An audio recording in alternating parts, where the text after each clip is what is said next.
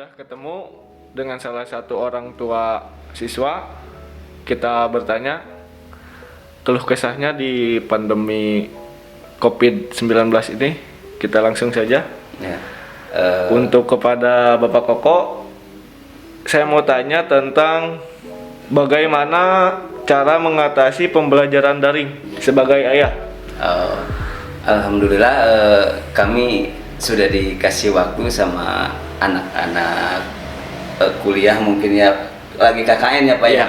Ya mungkin KKN ini mudah-mudahan lancar. Amin, amin. Dan sukses ke depannya. Amin, amin. Jadi di masa pandemi ini kami ke anak-anak untuk pembelajaran daring, mengatasinya kami tidak ada kami usahakan untuk membeli handphone Pak. Iya, karena itu yang terpenting Iya, handphone, ya. karena pembelajaran daring ini nggak berat buat saya Pak, gitu kan ya. Iya. Masalahnya di sisi lain kami kan ekonomi pun sebagai orang tua murid kerjanya serabutan kan gitu. Iya. Kami bukan pekerja tetap, Iya. gitu kan.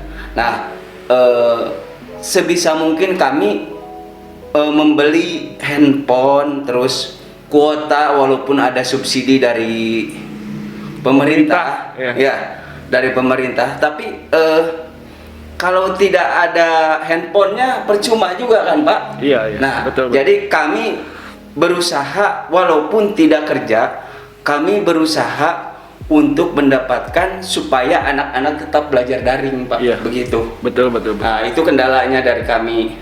Jadi mohon ke pemerintah untuk kuota, ya kami ada sih dari pemerintah, cuman kadang-kadang bisa, kadang-kadang nggak bisa gitu Iya, Pak. iya. Tidak Ya kan? stabil ya untuk sinyal juga. Betul, kami kan di daerah bukan Iya. di kota. Kalau di kota lah udah tidak usah dibicarakan lagi Iya. gitu kan Pak ya. Baik, kita lanjut ke pertanyaan yang terakhir. Langsung saja ya Pak. Bagaimana cara Bapak mendampingi anak belajar online?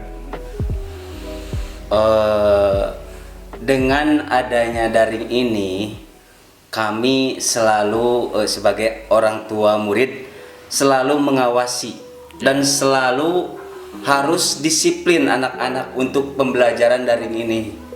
Jadi jam sekian harus belajar terus. Dan ada waktu luang main, dan anak-anak tidak perlu belajar terus gitu kan. Biasanya di masa pandemi ini kan jenuh gitu kan ya untuk pembelajaran daring.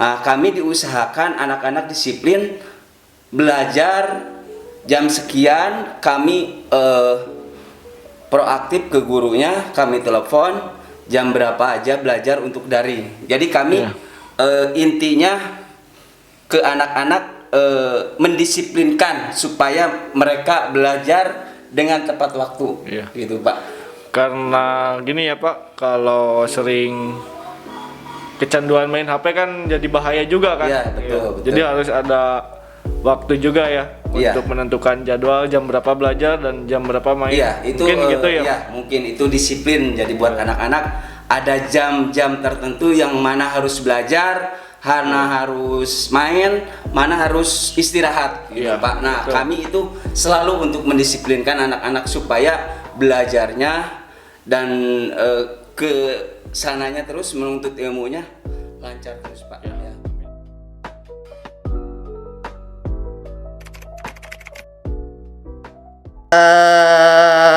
Kebijakan pemerintah menerapkan pembelajaran online ini merupakan solusi ya, salah satu solusi untuk mengatasi permasalahan di pendidikan dalam menghadapi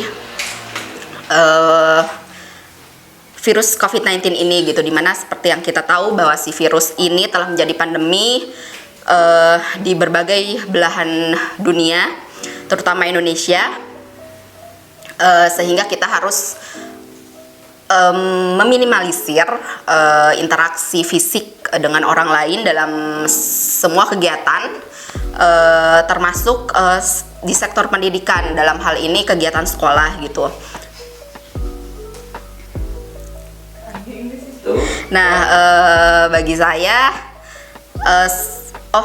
memang pembelajaran daring ini menurut saya tidak lebih efektif dibandingkan dengan tatap muka. Namun bagi saya sebagai orang tua, saya mengambil sisi positif ya dengan adanya pembelajaran online ini, di mana saya bisa lebih memperhatikan proses dan progres pembelajaran anak setiap harinya gitu. Jadi tidak hanya saat mengerjakan tugas PR gitu. Nah, di sini menurut saya nanti akan tercipta bonding yang lebih kuat antara ibu dan anak. Itu aja sih pendapat dari saya.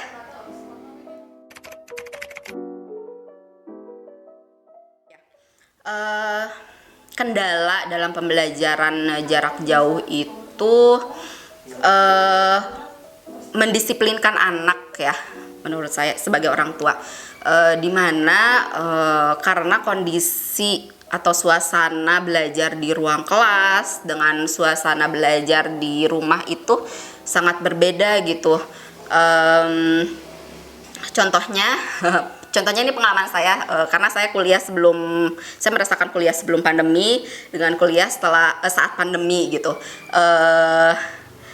Contohnya saja saat merasa ngantuk gitu ya.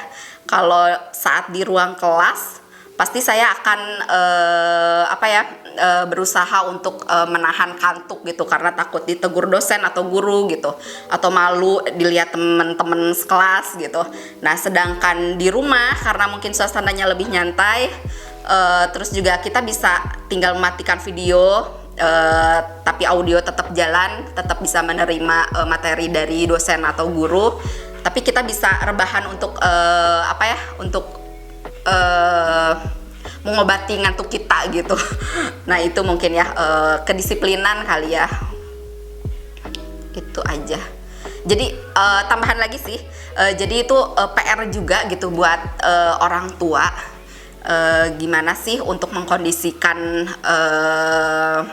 ruangan belajar di rumah, supaya memberikan kesan supaya anak itu semakin semangat belajar gitu, sama seperti di ruangan kelas. Itu aja sih menurut saya.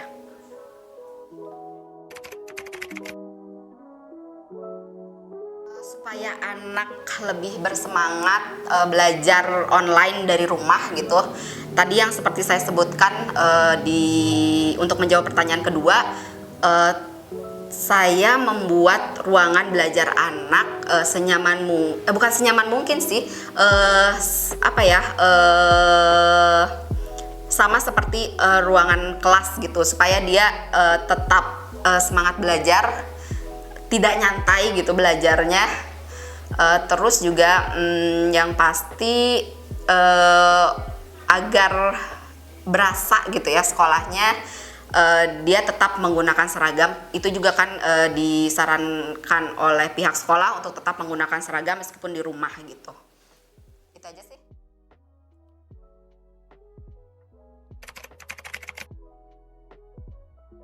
Pendapat saya tentang PJJ di masa pandemi ini memiliki kekurangan dan kelebihannya masing-masing.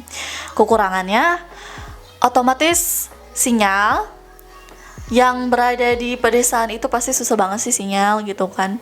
Lalu kuota, lalu tentang edukasi mengenai digital. Tidak semua wali murid atau orang tua mengenal smartphone digital zaman sekarang. Apalagi sekarang banyak sekali kan media-media atau aplikasi yang harus anak-anak mempelajari itu dalam masa pandemi seperti ini, seperti Google Classroom, Zoom, dan yang lainnya. Hal yang paling sulit ketika PJJ itu untuk anak-anak biasanya berinteraksi dengan teman-temannya lebih kurang. Pasti harus diam di rumah, itu membosankan banget buat anak-anak ya, apalagi kalau misalnya anak-anaknya yang aktif. Dan untuk kelasan anak SD itu lagi masa-masa aktifnya, jadi lebih kurang interaksinya sih sebenarnya, benar-benar kurang bersosialisasinya itu.